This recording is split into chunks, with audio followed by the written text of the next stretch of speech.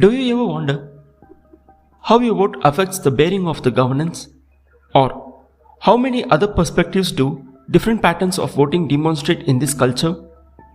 Don't worry, I invite you to continue this fascinating journey of discovering the election race and uncovering the pivotal role that various participants play in drafting our future. And I'm gonna tell you a secret.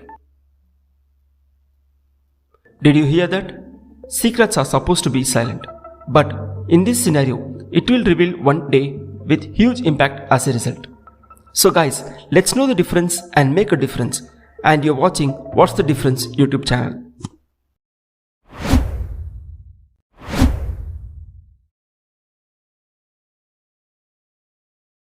Differences between general elections and state legislative assembly elections.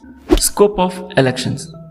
Regular or general elections are held for Member of Parliament in the Lok Sabha, the lower house of the Parliament of India. But in state legislative assembly elections are held for each representatives of the legislative assembly in each state or union territory. Representation. As representative democracy forms the foundation to both election system, the voters elect representatives to the central government in general elections and to the state government in state legislative assembly elections. Frequency. General elections take place every 5 years and can only be called earlier under certain circumstances. For an example, dissolution of the Lok Sabha.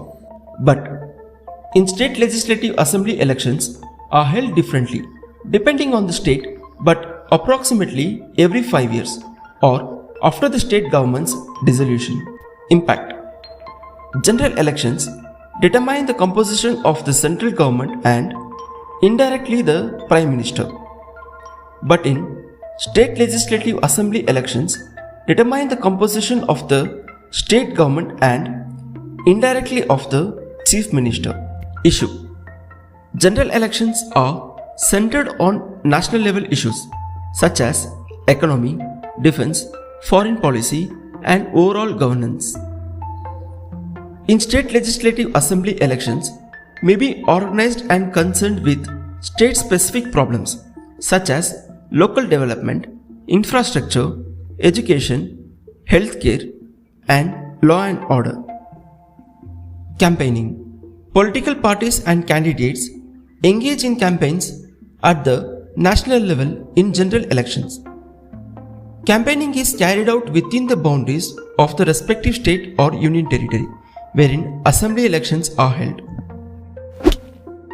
Voter turnout. Voter turnout for general elections is usually higher than that of state legislative assembly elections is due to scaled cover and the national importance. However, in state legislative assembly elections, voter turnout is dependent on other factors that revolve around regional politics, state-specific issues, and voter engagement. In conclusion, both general and assembly elections have vital significance in democratic exercises, such as in respective nation of India. One vote is considered a mirror and provides a glimpse of the people's voice and expectations.